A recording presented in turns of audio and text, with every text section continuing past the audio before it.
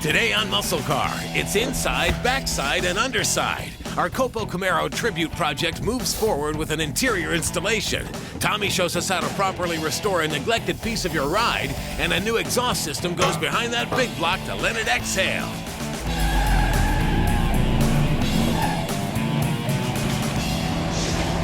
Hey folks, thanks for joining us. Progress is coming along nicely on our '69 Camaro COPO Tribute project. We're getting ready to put some of the shiny pieces inside the car. We've already built the seats, rebuilt the steering column, and we've even painted the dash on the old girl.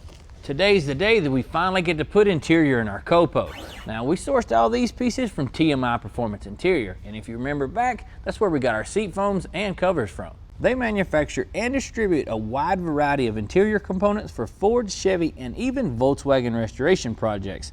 And that includes both your classic cars and some late models as well. Not only do they have stock interiors, but if you've got a little bit more of a custom taste, they can help you out with that too.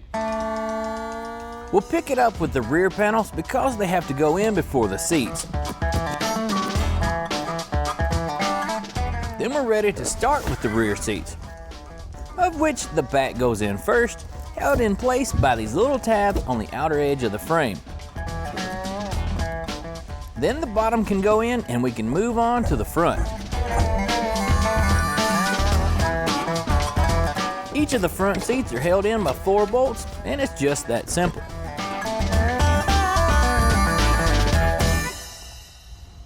Alright guys, sometime whenever you're installing door panels, getting this little door lock rod lined up can be kind of difficult.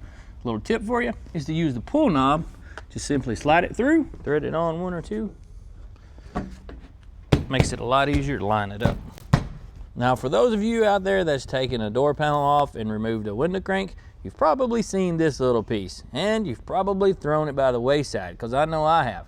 This little jewel actually serves a purpose. When you pop this thing on there, this little piece of plastic actually protects the door panel from this little edge cutting onto it. Also, it works as a little protector to keep from popping the clip off.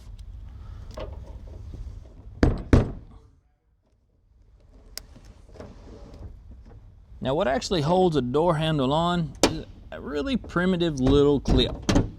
But taking these things off sometimes can be a bear. Now they do make a tool that's kind of a fork that slides in and pushes that clip off, but I have used that tool and I've cut the door panel before. What I like to use is just a simple old grease rag. Now I'm going to show you on this one because it's easier to see, but on the other type you've just got to spread it open so you can get the rag into it. But all you do is kind of wrap that rag around it and then pull it. And a lot of times that little clip is hung in your rag and you don't have to go looking for it.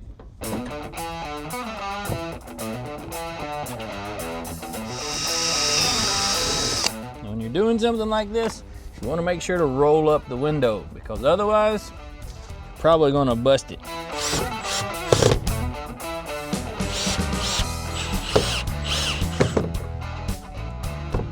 Perfect. For the gauges in our Camaro, we've decided to go with something cool and different. We wanted to keep the vintage look, but also have the modern technology that's available. For that reason, we've gone with the 1969 series gauges available from New Vintage. This particular kit features full sweep gauges with backlit dials and pointers, as well as integrated warning lamps and signals. The kits for these also include peripherals like pressure senders and convenient color-coded snap-in wiring harnesses. Another thing that's cool about these gauges is they come in a ton of different stylings for classic and muscle cars, as well as custom configurations. They're way more accurate than stock OEM style gauges and are backlit with LEDs to make them way more visible.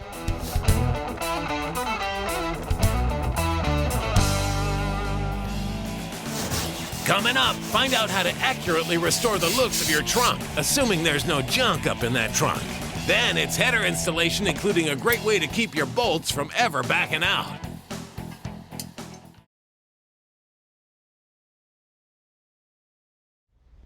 Hey guys, we're moving on to a part of the restoration process of our Camaro that oftentimes gets overlooked, and that is redoing the trunk. Now this job definitely has a big bang for its buck, because normally it only costs you a couple hours and less than 150 bucks to do the whole thing, whether you're planning to keep the car, resell it, or even show it. The first thing we've got to do is get the trunk pretty much all cleaned out. Now it looks like somebody's installed a new mat in our car, so we're gonna keep it and just clean it up and reuse it. That will save us some coin too.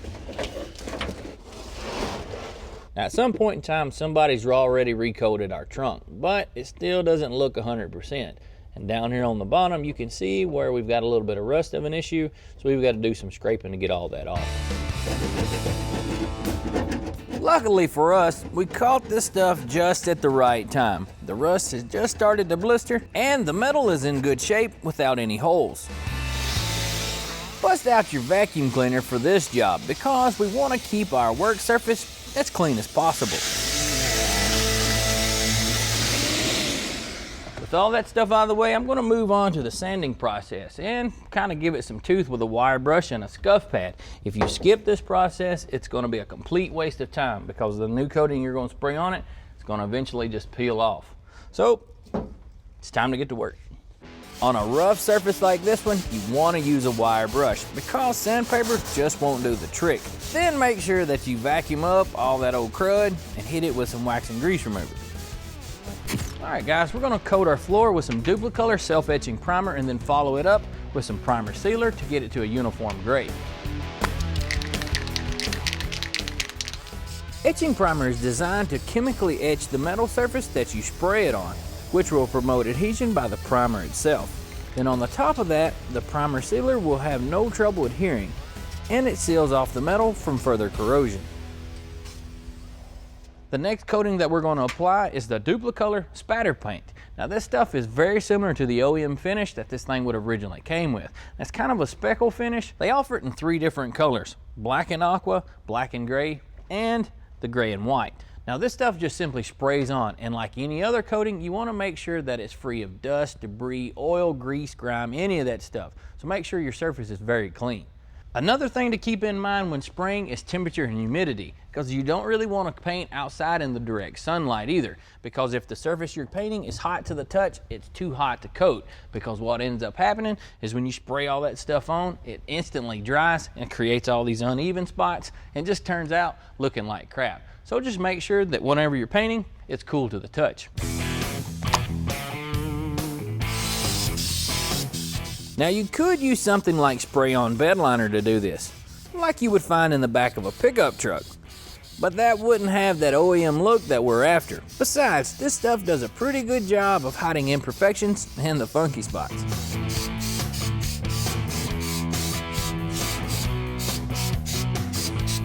While that stuff's drying, I'm gonna add on a couple of little details that's gonna add a different level to our restoration. And they're simple little decals. Both of them go on the trunk. One of them talks about the rear axle that's installed in the car. The other one's the jacking instructions. Now when installing these things, you don't have to get too exact with them, because no offense to whoever installed them back in the day, they weren't measuring these things out to install them. Heck, I've even seen the jacking instructions upside down on the trunk lid. Seriously. If you remember, there was a trunk mat that was already in the car. We can save some bucks by cleaning this one up and putting it back in.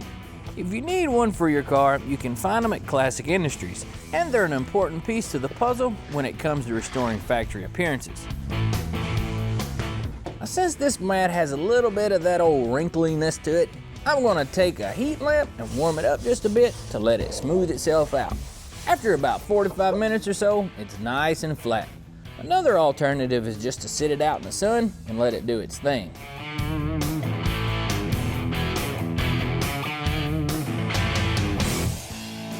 Stick around to see how you can have the luxury of an MP3 player along with the appearance of a factory radio.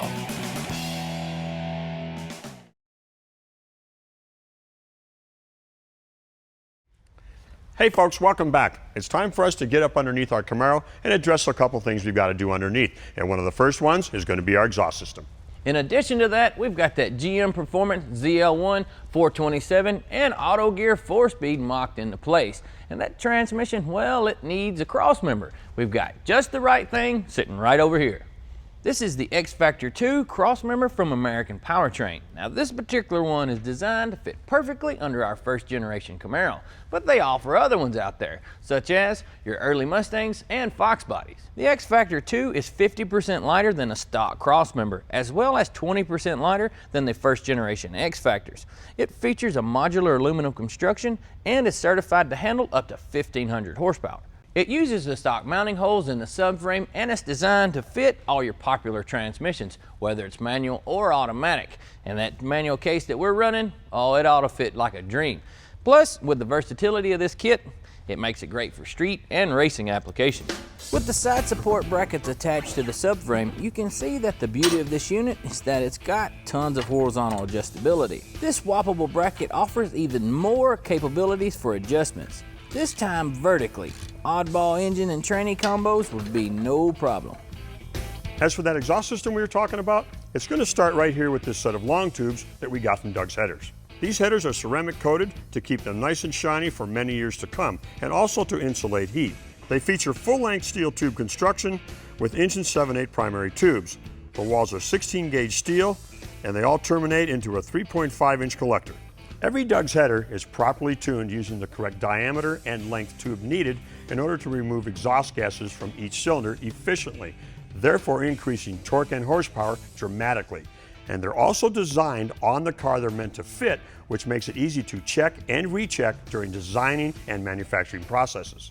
Before we actually put the headers in the car, I want to show you guys something that we love around here: Stage 8 locking fasteners. We all know the header bolts will not stay tight. Well, their design of these 3-piece clips right here combines into this up here, and if you turn the bolt and put the block right up against the pipe and then lock it, it will never come undone.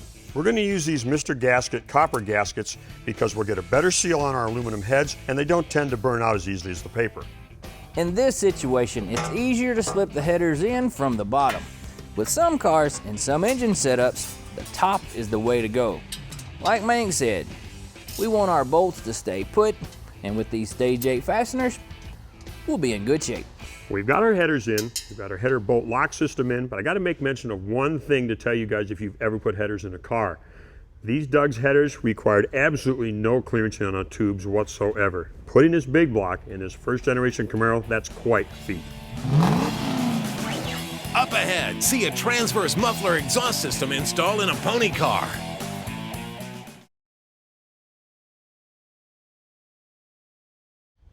Hey guys, glad you made it back. We're ready to move on to the exhaust on our COPO.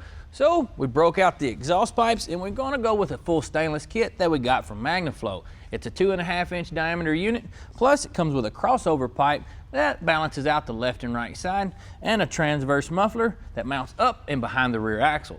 MagnaFlow systems come with a lifetime warranty, and they're all dyno tested and proven to make power. You can expect performance gains in horsepower and torque in a smooth, deep tone.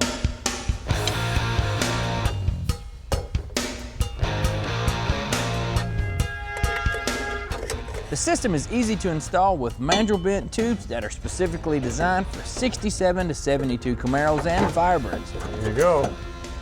There we go. And once it's in, that stainless steel construction looks great under your car. And since we're running headers, we'll start at the rear and work our way forward. That's because we don't know how long the front pipes need to be, and assembling the back first will help us determine that. Putting the dry shaft in now will help ensure that we don't have any fitment issues once everything's hard mounted. Then the X-pipe goes in. Now we'll work on getting everything adjusted and symmetrical. All of this exhaust tube needs at least a 1/2 inch of clearance between it and anything around it. That includes moving parts like the rear end and suspension. Last, we measure the pipe that connects the collectors to the rest of the system and cut them to length.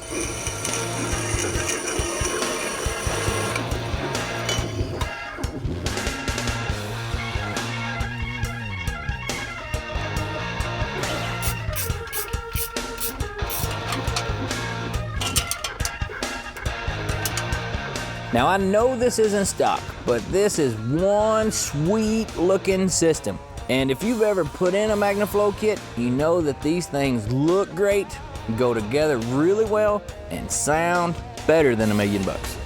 Now, one more thing that I want to show you that we're going to install into our COPO is kind of a creature comfort. Now, I know most of the COPOs didn't have any kind of tunes or radios in them, but a few of them, they did. So since I like to listen to some good tunes while I ride around, this is one of the few bells and whistles that we're going to throw at it. This may look like a factory Chevrolet radio from back in the day, but it's actually a USA 630 Concourse radio from Custom Auto Sound.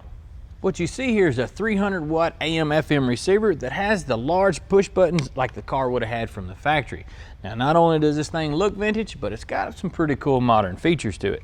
This hideable USB input on the back of the radio allows you to plug in a USB flash drive for playback of song files. The display shows the song, artist, and album titles while you're cycling through your MP3 or WMA files. It's got a built-in controller for an optional CD changer that is offered by Classic Auto Sound that will interface with, charge, and control your iPod. They have cool accessories like this amplified subwoofer and speaker system, which are disguised as vintage AC vents. The 250 watt sub and amp combo are designed with a low profile so you can maintain that factory look but still have a powerful sound system. It won't be too much longer and that big bad Camaro of ours will be humming us a sweet little tune. So you guys keep watching, we're just about there. If you've got any questions about anything you saw on the show today, go over to PowerBlockTV.com.